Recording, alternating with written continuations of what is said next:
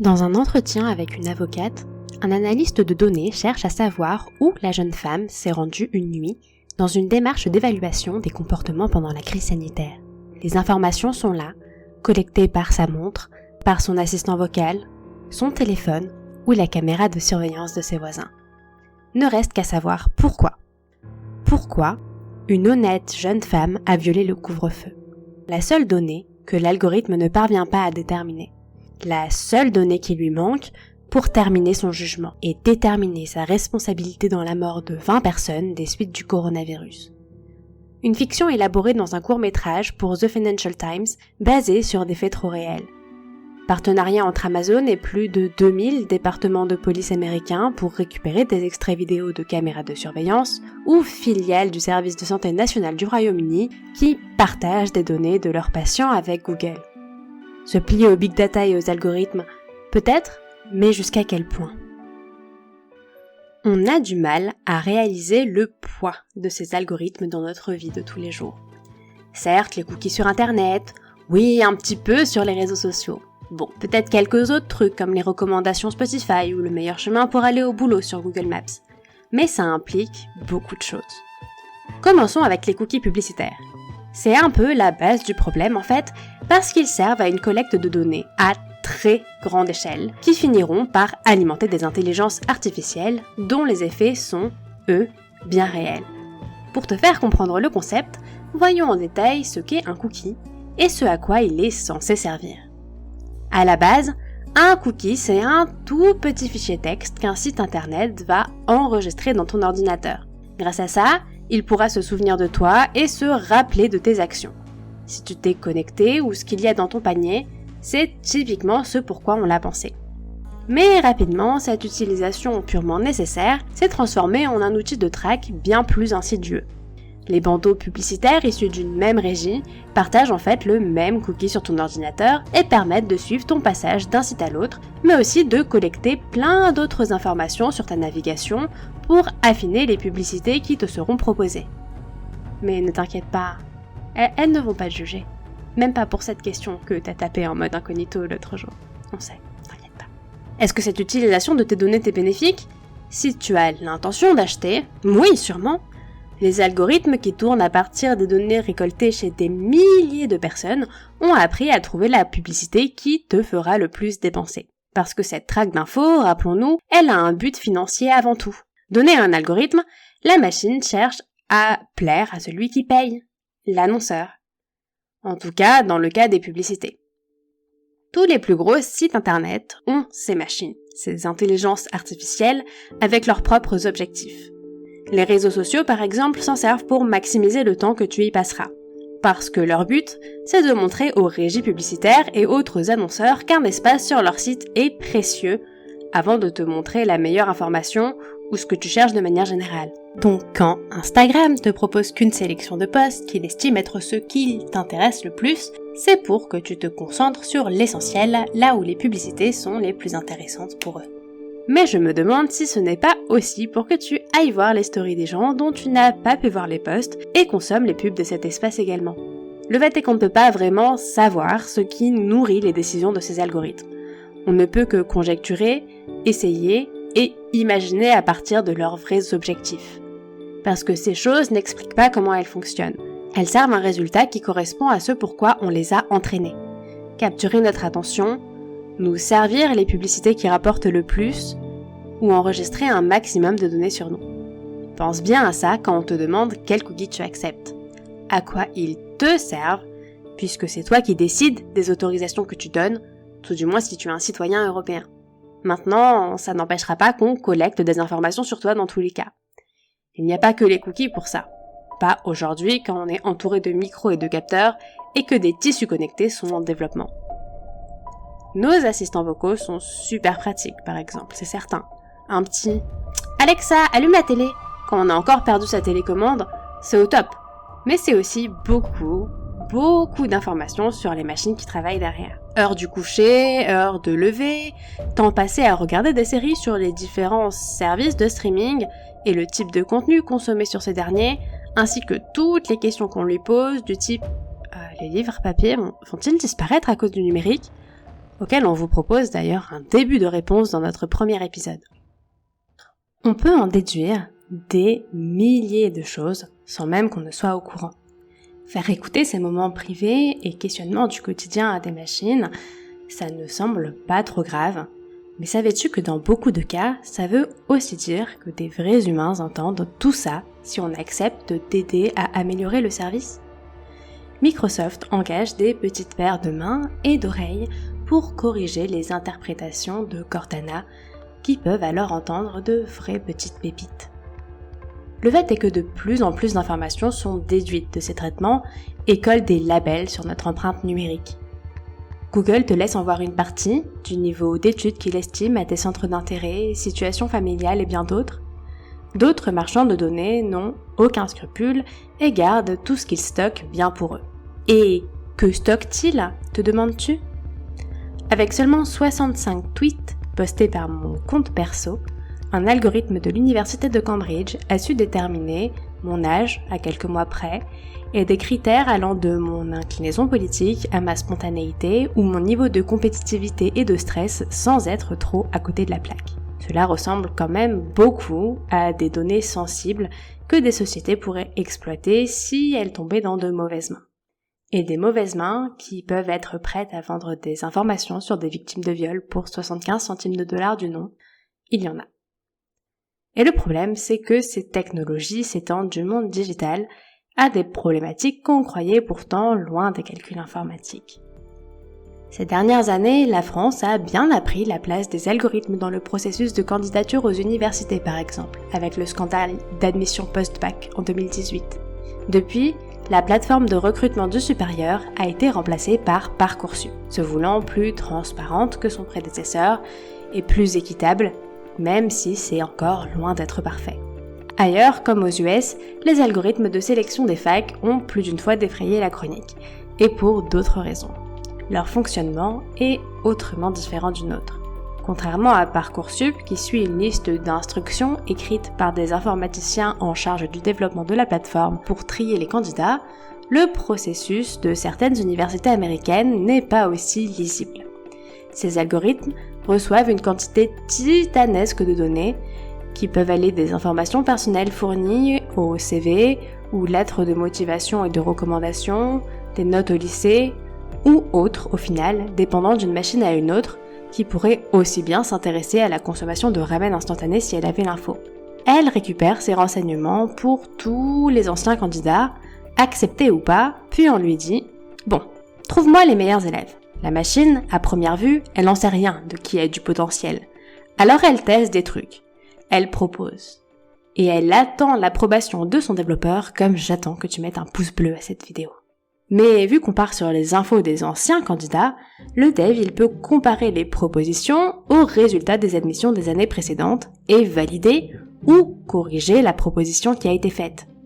Si la machine s'est plantée, alors elle recommence avec un autre ensemble de critères jusqu'à ce que ça ait l'air de marcher. Et c'est comme ça qu'elle apprend. C'est ça le machine learning. Sauf que vous l'avez déjà souvent entendu, mais corrélation n'est pas causation. Et des fois ça pose des problèmes. Entre autres parce que le set de données utilisé pour apprendre à la machine, il est bourré des biais du passé. Racisme, sexisme, exclusion des milieux défavorisés se retrouvent alors dans cette IA qui se présente pourtant si froide et impartiale. Ce que la machine retient, c'est qu'elle doit faire la même chose que nous avons fait. Et si on a mal fait, elle ne pourra pas faire mieux. Tout ce qu'on a au final, c'est une correspondance à ce que l'on a défini comme étant un critère de succès au travers de chiffres, ou tout du moins de critères sous forme de chiffres, puisque c'est tout ce que l'ordinateur peut comprendre. L'université du Texas à Austin a par exemple choisi d'utiliser un algorithme pour le recrutement de ses doctorants en informatique, un secteur historiquement largement peu paritaire. Surnommé Grade, le logiciel basé sur du machine learning définit sa réussite par la qualité des candidats sélectionnés, certes, mais aussi du temps qu'il aura fait gagner au professeur. Pour le coup, on peut facilement mesurer ce dernier critère, 74% de temps gagné. Mais le second ? Quand seuls 15,5% des candidats sont acceptés, on obtient un taux de correspondance de l'algorithme aux décisions du jury à 84,5% s'il choisit de recaler absolument tout le monde. On imagine donc frôler les 100% avec l'algo pour que ce soit significatif? Eh bien dans les faits, pas vraiment. On l'utilise avec un résultat à 87,1%. Et le problème ne s'arrête pas là. Les données prises en compte sont traitées de façon contestable. Grade préfère les étudiants venant d'écoles réputées, disent-ils, ce qui pourrait a priori être logique. Mais la façon de déterminer ces écoles est codée avec un petit peu trop de candeur. Une liste prédéterminée d'écoles catégorisées comme d'élite ou bonnes, et tout le reste, on se contente d'une mention autre. On veut donc des élèves des grandes écoles reconnues par la direction, à la Harvard ou Columbia, qui dilapident un budget monstre en promotion et dont le prix filtre définitivement certaines classes de la population. Le critère du GPA, ou l'équivalent des notes, qui pèse également dans la balance, n'est pas non plus aussi neutre qu'il n'y paraît. Il est clairement plus simple d'avoir de bonnes notes quand on n'a pas à bosser à McDo pour payer des frais qui montent jusqu'à... Vérifions ensemble. 21 634 $ de l'an. Et si on est exempt? Et évidemment, aucune prise en compte du genre ou de l'origine sociale dans le score du candidat pour remédier à tout ça. Apparemment, c'est pour être plus équitable. Sauf que l'équité, on l'a vu, elle a justement besoin d'être guidée.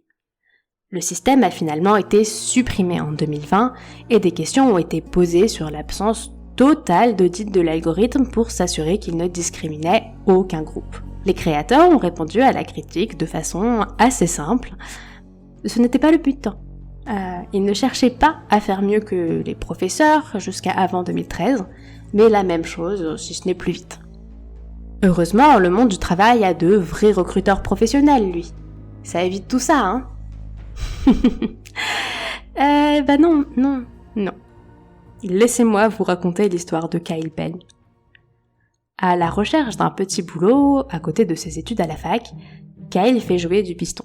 Son meilleur pote est sur le point de quitter son poste de caissier et il propose de le recommander pour prendre sa place. On lui fait quand même passer un test standard de type test de personnalité qui évalue 5 critères, dont le névrosisme. Ça correspond à un niveau d'anxiété, voire de dépression. Un critère qui trahira le trouble bipolaire dont souffre Kyle. En effet, le jeune homme alterne entre périodes dites maniaques, c'est-à-dire joyeuses, et dépressives. Malgré ses recommandations sur un job peu qualifié, il sera refusé sur la base de ce questionnaire. Une justification que l'on ne transmet généralement pas, mais que Kyle a pu avoir grâce à son contact. Déçu mais pas démotivé, il postulera dans de nombreuses autres grandes enseignes de distribution pour des postes similaires, où il sera systématiquement amené à remplir ses questionnaires et jamais recontacté. Son père, avocat, trouve ça anormal. Pour lui, l'utilisation de ces tests, qui peut entre autres aider à diagnostiquer certains troubles psychologiques, d'après Timothy Gittrell et Thomas A. Whitaker, sont complètement illégaux, puisqu'ils peuvent filtrer les recrutements sur la base d'une maladie. 60 à 70% des Américains seraient tout de même amenés à passer ce genre d'étape pendant leur embauche, en grande partie parce que les réponses sont utilisées par une intelligence artificielle qui permet un pré-traitement des candidats. Comme Grade à l'université d'Austin, ce type d'algorithme est profondément dangereux pour certaines franges de la population, tout ça pour faire gagner du temps aux classes les plus aisées. Chez Xerox, les employés de jobs qui tournent beaucoup, et sont souvent les moins bien payés par ailleurs, restent 20 jours de plus avec cette méthode. Mais les corrélations aux effets plus toxiques sont toujours là. Les personnes vivant dans les zones les plus démunies sont moins bien évaluées. Leur temps de trajet les ferait démissionner plus vite, apparemment. Mais les managers de Xerox ont choisi de supprimer ce critère de leur analyse, quitte à perdre en précision et donc un peu d'argent.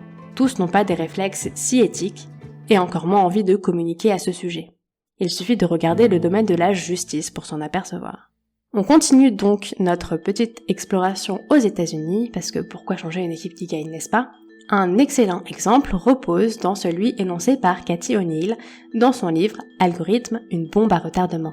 Dans son pays, les juges utilisent très fréquemment des outils numériques et notamment pour les évaluations du risque de récidive. Plus les chances que la personne jugée commette un autre crime sont hautes, plus son temps d'emprisonnement proposé sera augmenté. On ne parlera même pas ici du fait qu'un temps d'incarcération plus long puisse pousser à commettre des délits pour montrer à quel point l'algorithme derrière ce système est socialement injuste.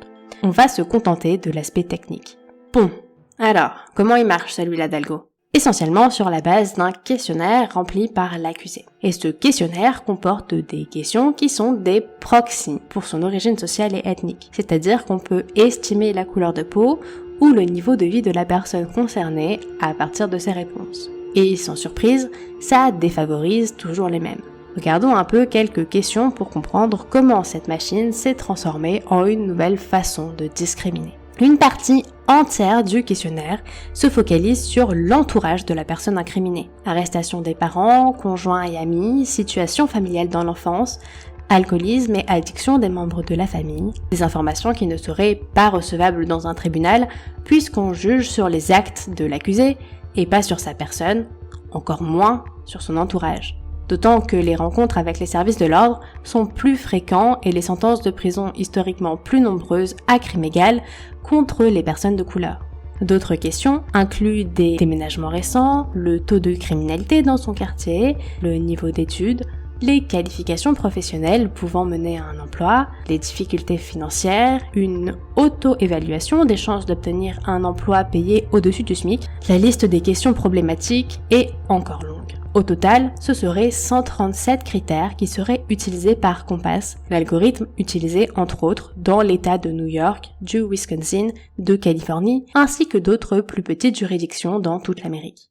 Et la conclusion de tout ça, elle n'est pas très bonne. Les populations noires seraient 2 fois plus souvent des faux positifs que les blancs. C'est-à-dire que le risque que Compass les considère à haut risque, alors qu'ils n'auraient pas commis de crime pendant les 3 années suivant leur libération, sont 2 fois plus grandes.